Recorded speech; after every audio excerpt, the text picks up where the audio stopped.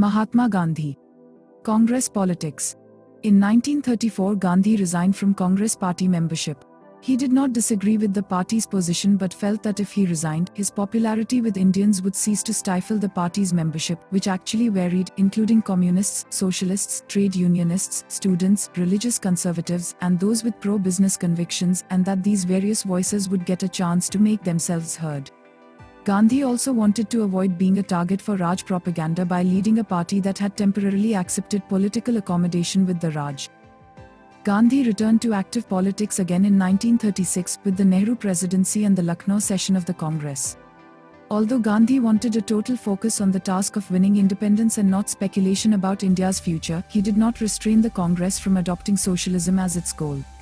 Gandhi had a clash with Subhas Chandra Bose, who had been elected president in 1938 and who had previously expressed a lack of faith in nonviolence as a means of protest.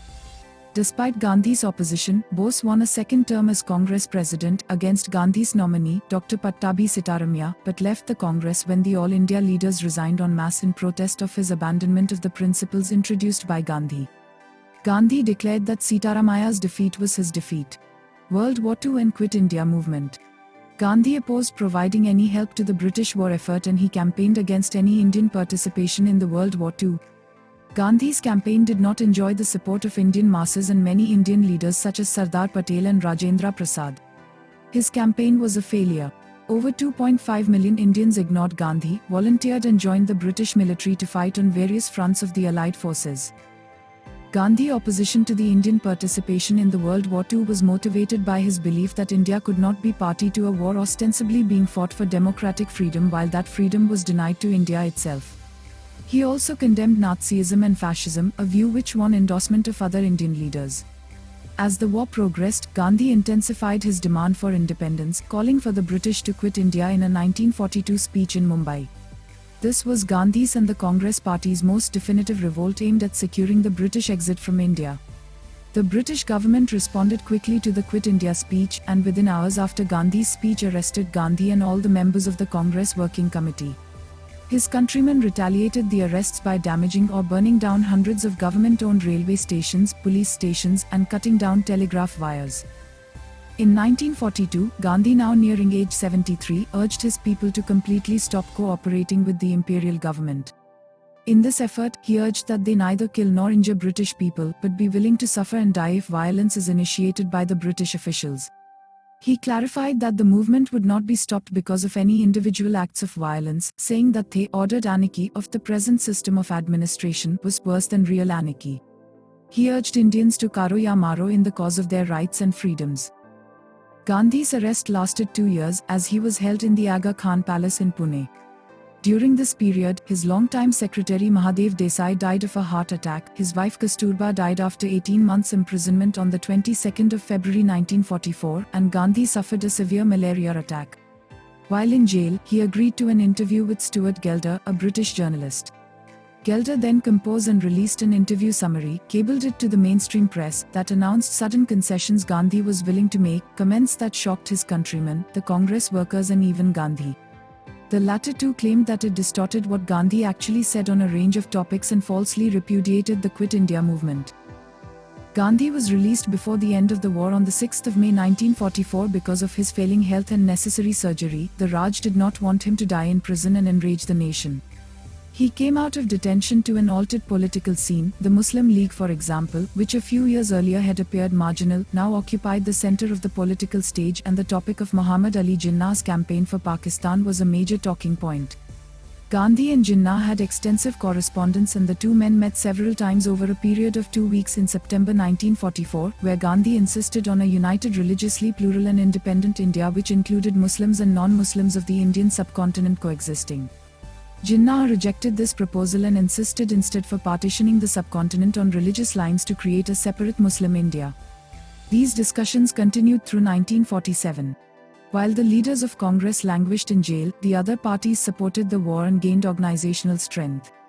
Underground publications flailed at the ruthless suppression of Congress, but it had little control over events. At the end of the war, the British gave clear indications that power would be transferred to Indian hands. At this point, Gandhi called off the struggle, and around 100,000 political prisoners were released, including the Congress's leadership. Partition and independence. Gandhi opposed the partition of the Indian subcontinent along religious lines. The Indian National Congress and Gandhi called for the British to quit India. However, the Muslim League demanded divide and quit India. Gandhi suggested an agreement which required the Congress and the Muslim League to cooperate and attain independence under a provisional government. Thereafter, the question of partition could be resolved by a plebiscite in the districts with a Muslim majority. Jinnah rejected Gandhi's proposal and called for Direct Action Day on the 16th of August 1946 to press Muslims to publicly gather in cities and support his proposal for the partition of the Indian subcontinent into a Muslim state and non-Muslim state. Hussain Shahid Suhrawardy, the Muslim League Chief Minister of Bengal, now Bangladesh and West Bengal, gave Calcutta's police special holiday to celebrate the Direct Action Day. The Direct Action Day triggered a mass murder of Calcutta Hindus and the torching of their property, and holidaying police were missing to contain or stop the conflict. The British government did not order its army to move in to contain the violence. The violence on Direct Action Day led to retaliatory violence against Muslims across India. Thousands of Hindus and Muslims were murdered, and tens of thousands were injured in the cycle of violence in the days that followed. Gandhi visited the most riot-prone areas to appeal a stop to the massacres. Archibald Wavell, the Viceroy and Governor-General of British India for 3 years through February 1947, had worked with Gandhi and Jinnah to find a common ground before and after accepting Indian independence in principle. Wavell condemned Gandhi's character and motives as well as his ideas.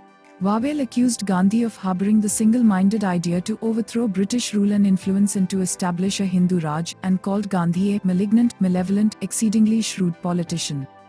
Wavell feared a civil war on the Indian subcontinent and doubted Gandhi would be able to stop it. The British reluctantly agreed to grant independence to the people of the Indian subcontinent but accepted Jinnah's proposal of partitioning the land into Pakistan and India. Gandhi was involved in the final negotiations, but Stanley Walport states they plan to carve up British India was never approved of or accepted by Gandhi. The partition was controversial and violently disputed. More than 500,000 were killed in religious riots as 10 million to 12 million non-Muslims migrated from Pakistan into India, and Muslims migrated from India into Pakistan, across the newly created borders of India, West Pakistan and East Pakistan. Gandhi spent the day of independence not celebrating the end of the British rule but appealing for peace among his countrymen by fasting and spinning in Calcutta on the 15th of August 1947. The partition had gripped the Indian subcontinent with religious violence and the streets were filled with corpses. Some writers credit Gandhi's fasting and protests for stopping the religious riots and communal violence. Death. At 5:17 p.m. on the 30th of January 1948, Gandhi was with his grandnieces in the garden of Birla House, on his way to address a prayer meeting, when Nathuram Godse, a Hindu nationalist, fired 3 bullets into his chest from a pistol at close range. According to some accounts, Gandhi died instantly. In other accounts, such as one prepared by an eyewitness journalist, Gandhi was carried into the Birla House, into a bedroom. There he died about 30 minutes later as one of Gandhi's family members read verses from Hindu scriptures. Prime Minister Jawaharlal Nehru addressed his countrymen over the All India radio saying, "Friends and comrades, the light has gone out of our lives and there is darkness everywhere, and I do not quite know what to tell you or how to say it. Our beloved leader, Bapu as we called him, the father of the nation, is no more. Perhaps I am wrong to say that, nevertheless, we will not see him again, as we have seen him for these many years. We will not run to him for advice or seek solace from him, and that is a terrible blow, not only for me, but for millions and millions in this country." Godse, a Hindu nationalist with links to the extremist Hindu Mahasabha, made no attempt to escape. Several other conspirators were soon arrested as well. They were tried in court at Delhi's Red Fort. At his trial, Godse did not deny the charges nor express any remorse. According to Claude Markowitz, a French historian noted for his studies of colonial India, Godse stated that he killed Gandhi because of his complacence towards Muslims, holding Gandhi responsible for the frenzy of violence and sufferings during the subcontinent's partition into Pakistan and India. Godse accused Gandhi of subjectivism and of acting as if only he had a monopoly of the truth. Godse was found guilty and executed in 1949. Gandhi's death was mourned nationwide. Over 1 million people joined the 5-mile-long funeral procession that took over 5 hours to reach Raj Ghat from Birla House, where he was assassinated, and another 1 million watched the procession pass by. Gandhi's body was transported on a weapons carrier whose chassis was dismantled overnight to allow a high floor to be installed so that people could catch a glimpse of his body. The engine of the vehicle was not used, instead 4 drag ropes manned by 50 people each pulled the vehicle. All Indian-owned establishments in London remained closed in mourning as thousands of people from all faiths and denominations and Indians from all over Britain converged at India House in London. Gandhi's assassination dramatically changed the political landscape. Nehru became his political heir. According to Markowitz, while Gandhi was alive, Pakistan's declaration that it was a Muslim state had led Indian groups to demand that it be declared a Hindu state. Nehru used Gandhi's martyrdom as a political weapon to silence all advocates of Hindu nationalism as well as his political challenges. He linked Gandhi's assassination to politics of hatred and ill will. According to Guer, Nehru and his Congress colleagues called on Indians to honor Gandhi's memory and even more his ideals.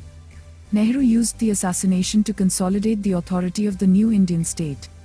Gandhi's death helped marshal support for the new government and legitimize the Congress party's control, leveraged by the massive outpouring of Hindu expressions of grief for a man who had inspired them for decades.